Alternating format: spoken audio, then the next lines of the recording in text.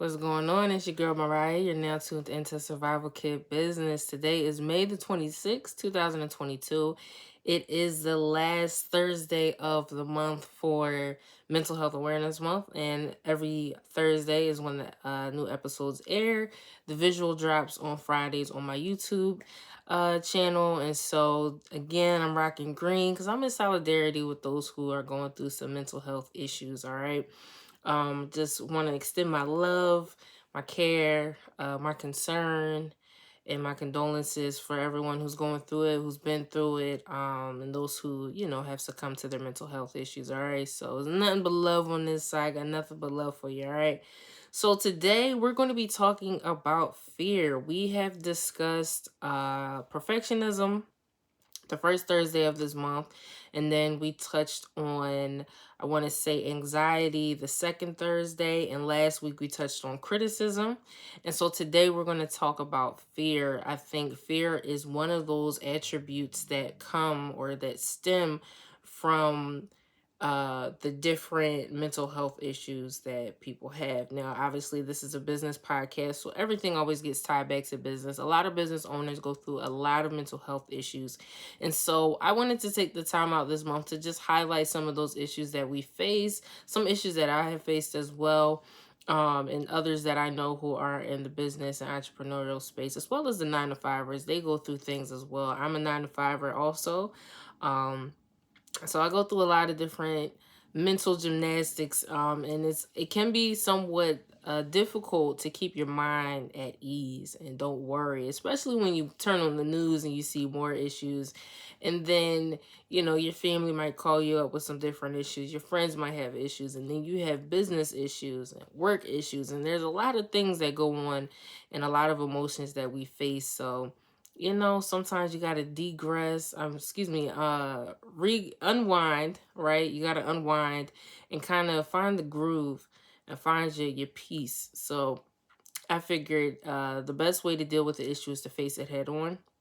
And a lot of times people are hesitant to face their mental health issues. A lot of people don't want people to know that they're having mental health issues, which is one of the reasons why it continues to grow and fester. So I'm doing my due diligence, doing what I can. If you're a podcaster or if you're a business owner and you've dealt with some things, maybe we can chop it up on a podcast, and kind of talk about the mental health issues that business owners and entrepreneurs face. All right. So let's hop right into the episode. Again, today we're talking about fear and how we overcoming it, right? We're not going to let it be a roadblock. Fear is only there if you allow it to be there. That's my thought process. After this episode, you can let me know what you think. Like, sharing, and subscribe, and leave comments. Let me know. All right. So let's get into it. Quote of the day: thinking will not overcome fear, but action will. Thinking will not overcome fear, but action will. Shout out to W. Clement Stone. I want to say that's who quoted that. Um, Fear is one of those things where it can be paralyzing. And a lot of us are paralyzed in our fear simply because we are scared that either we might be successful or that we might not be successful, that our idea might be too big, that our dreams might be too outlandish. My thoughts are the more outlandish the dream, the more realistic it is, right? So, have you ever had a dream? You went to sleep, you had this crazy dream, you woke up like, whoa, like that felt real. Like you might have been crying in the dream, and then when you woke up, you really had tears in your eyes, or you might have been fighting in the dream, and then when you woke up, your body was sore, you were tense. I believe that the more realistic the dream is, the more crazy it is. It's almost the thought that that can't be real. That's a good dream. That's a good dream to have. So let's apply that to business. If your dream is to change your whole city, you don't want to just change your borough or change your neighborhood, change your block, change your few blocks. You want to change the whole city, in whatever capacity you want to do it. You might talk to somebody and they say that that dream isn't real. Like that's too crazy. It'll never happen. You got a good dream. You got a good idea. That's how I gauge it. If the dream makes people like, I don't know how you gonna do that, and that might not be the best, that lets me know, okay, I'm on the right path, because everybody is scared. And that lets me know that this is the right thing to do. All right. So sometimes fear, if you're operating under fear, however, you'll listen to those naysayers and those people who just can't see what you see, and then you won't operate in that gift or that calling that might be on your life. All right, so fear can be paralyzing, and in order to overcome it, you can't just think about it. You got to really get out there and do something. All right, so y'all know I like to give the stats and some statistics. All right, so let's get into it. Fear can lead to it's not categorized. Let me slow down because I get excited about this stuff. Fear is not categorized as a mental health disorder. It is a byproduct of other mental health disorders. So like anxiety and depression, fear comes from that.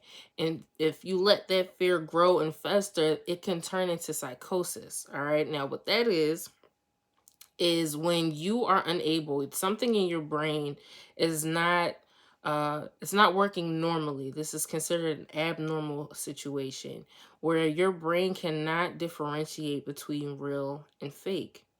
And so you begin to become delusional, or you have hallucinations because you're unable to, your brain is basically unable to categorize, okay, this is a real idea or this is a real occurrence and this is not real. This is something that I'm making up in my mind, right? So the brain begins to operate in the wrong way. And that's when psychosis can happen.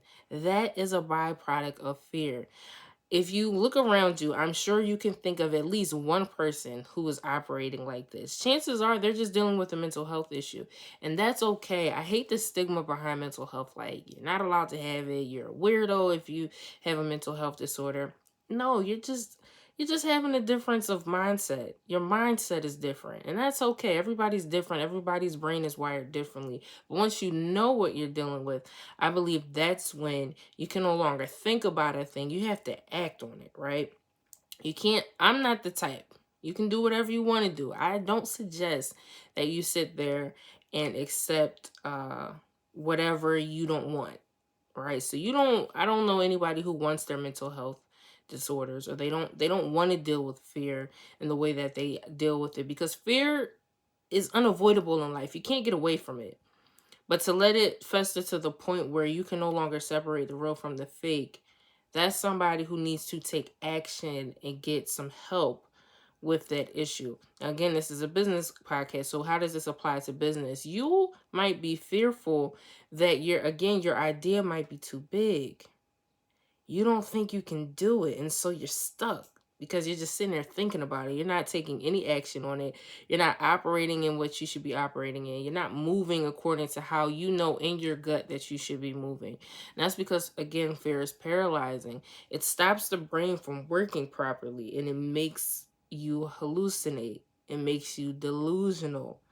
All right, so again, I don't like the stigmatization behind it, but there's always a method to overcome things. Whenever there's a problem, there's another side to the coin, and I do believe anything is possible. I am not the type of person who believes in impossibility. If there's a will, there is a way. And that's how I choose to operate, okay? So you don't want that fear to fester. You don't want it to, because that can lead to sleep deprivation. That can lead to, again, furthering your depression, furthering that anxiety, okay? That can lead to, I just want to look at my notes, social withdrawal, lack of motivation. The biggest one, I think, is difficulty doing daily tasks, right? Because you're scared. You're not sure if this is going to work in business. In business, there's this unknown that we have to consider. The fear of the unknown, I think, is top two. I think the top biggest fear that entrepreneurs face is the fear of failure, more so than the fear of success. I think the fear of failure is the reason why a lot of people don't join the wonderful world of entrepreneurship. There was a study done, I want to say it was about 2 years ago. It was the beginning of the pandemic. I was helping a client out and I was just looking up some data, and there was a study that about 30% of Americans do not want to be an entrepreneur because they fear that they'll fail. So they don't even get out there and try. They won't even try it because they're that scared. They're that fearful. To me, that's being delusional. You don't even know if you're gonna fail. How are you gonna know if you're gonna fail if you haven't even tried? It reminds me, it's a little example, but it reminds me when I was learning how to ride a bike. Shout out to the kid who taught me how to ride the bike. I was like 4 and a half, 5 years old, and I was ready to take my training wheels off because I knew that if I got my training wheels taken off, my parents were going to go and get me this Huffy bike that I wanted so bad. But they're like, you can't ride a two-wheeler, so you're going to stay on your strawberry shortcake little training bike. And I was like, man, all the kids around me were older. I was always with a bunch of older kids, and they're like, you're not coming with us with your little strawberry shortcake bike. So I'm like, yo, I got to learn how to ride a two-wheeler. I was so scared. I remember my dad taught me. Well, he was trying to teach me, and it wasn't working. I was falling off. I was scraping my knees up, scraping my elbows up. I wasn't with it. I don't like pain, and I wasn't with all that. So some time went by. Took the training wheels.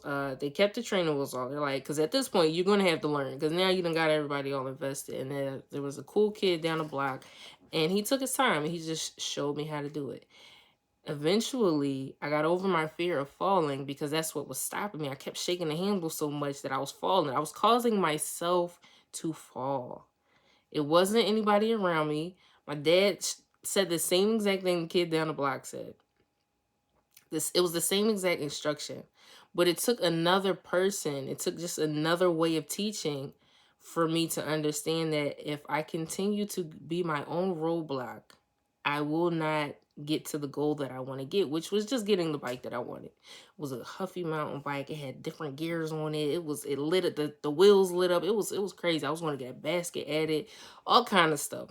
I could see the end goal, but in that moment, I was just that scared. I was scared of falling off the bike. I hated falling off the bike because that hot summer concrete is crazy. Yeah, it's just, that's a different type of scrape, and I didn't want my legs all tore up. Like, this was what was going through my little mind. Like, yo, I cannot fall. And in turn, I was falling because I was so focused on that I couldn't focus on where I wanted to be. Now, let's make it a real up to date example. You have a desire to be an entrepreneur, or you have a desire for a business, you have a desire to grow your business, you have a desire to move up at work, you want to be in leadership, but you're so scared that you're going to fail that you don't even try. You don't brush up on your resume. You don't reach out to a career coach. You don't invest anything in yourself. You're not investing anything. You're not doing any research to see if this new venture is needed in the marketplace, because I'll get to that in a second, but that's one of the reasons why a lot of businesses fail, because of lack of research. So you're not doing anything. You're not investing any sweat equity, any money into growing yourself. And so you're stuck in this place of fear, this paralyzed state, because you're not doing anything to move. And so you have to begin to see a different picture. Again, it took me the second time of a totally different person to teach me how to do the same thing the first person was trying to teach me. So maybe you're not in the position of, it's just you. Maybe you have reached out to people and they've tried to help you and it's not working. Maybe you should try a different teacher. Maybe this podcast episode will be the reason why you say, you know what, finally, I'm going to step out there. Maybe this won't be. Maybe this is just a seed getting planted, and then you'll listen to maybe 4 or 5 more people until you finally get it. But again, I don't think anything is impossible. So I know that you're going to get to where you want to get to, all right? You can overcome fear. Fear is one of those things where you really have to get in your own mind. You have to convince yourself. You have to take action and really overcome that fear. You have to combat it. This is I feel like the biggest battle you'll ever have is with yourself. And so if you're not able to combat your own doubtful thoughts, you're not going to be able to combat anybody else's. All right. So, I always like to leave you with some type of remedy or solution. So today, the solution to combating fear. I'm not saying that fear is going to be gone tomorrow. Again, fear is unavoidable in life. New levels, new devils, as some of the old heads say. So you're going to run into things that you might not be so brave to fight. But if you just remember this, then I think you'll be okay. All right. So that word action in the quote of the day, remember, thinking will not overcome fear, but action will. That word action, if you write it down and you just separate it, it's ACTION.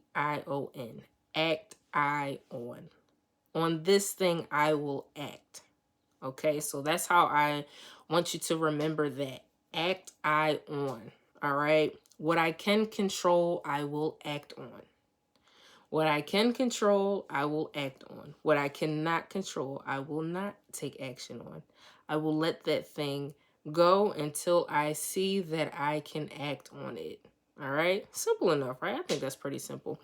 There's no reward when you're not willing to take a risk. Acting on something is taking a risk. You're never going to know what that reward is unless you just get out there and try it, right? It's very simple. I think we tend to make things very difficult when they don't have to be. Things could be very, very simple, but we make them so difficult because of our thoughts and because we sit there and we fester on it and we think about it, right? Thinking about it will not change it, but acting on it will, okay? So, what I would suggest, one of the biggest things is to get to know yourself. A lot of us don't really know who we are, and entrepreneurship is opening up those ugly wounds. Trying to move up in a company is showing you what you don't like and what you do like, right? So, you have to get to know yourself. Always have some type of me time, even if it's an hour a day. I know some of you all are parents, some of us are married, some of us have grueling, demands at the job. You still have to set aside time. When you get that hour, that 30-minute lunch break, don't do anything. Don't scroll. Don't try to work on a project so that you don't have to stay late at work. Just really take out your time to really just have your time. I remember when my wife was still in corporate and her lunch break would come, she would not take her lunch. Like she would get something to eat and she would have a working lunch. And I used to get so frustrated because I'm like, yo, by the time you get home, you're gonna be burnt out because you're not even taking your designated hour to just chill. And some of us know we don't get an hour. Some of us only get 30 minutes. So that hour lunch is important. I think that's the time where you should just sit down, take a nap, don't do anything. You'll be surprised what that refreshing hour will do for you throughout the day. All right. So make sure you're making time for yourself. And I would also say start learning to trust yourself. Some of us don't trust ourselves to get things done. I'm not sure what that's about.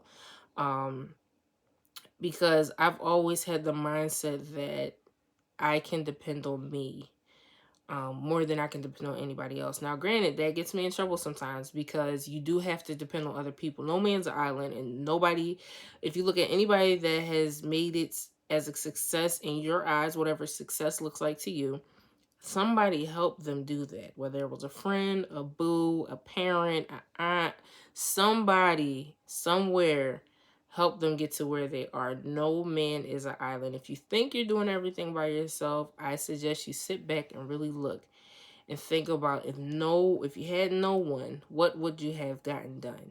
You can only do but so much by yourself, all right? Everybody needs somebody.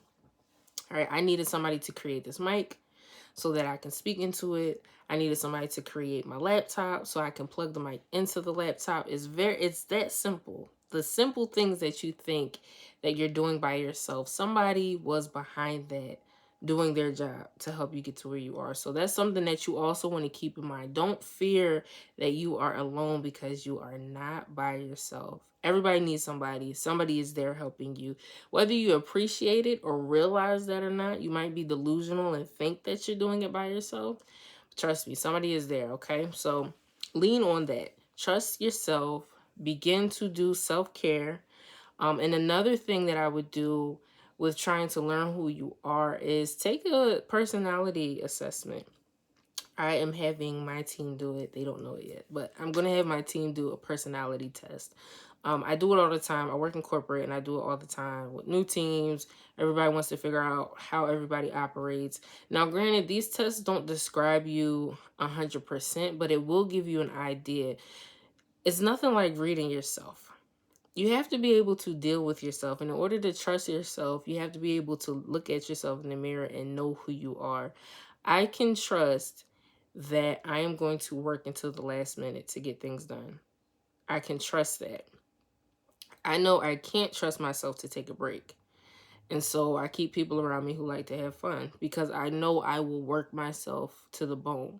But having people around me who like to have fun takes me out of that element from time to time. I can trust in that about me.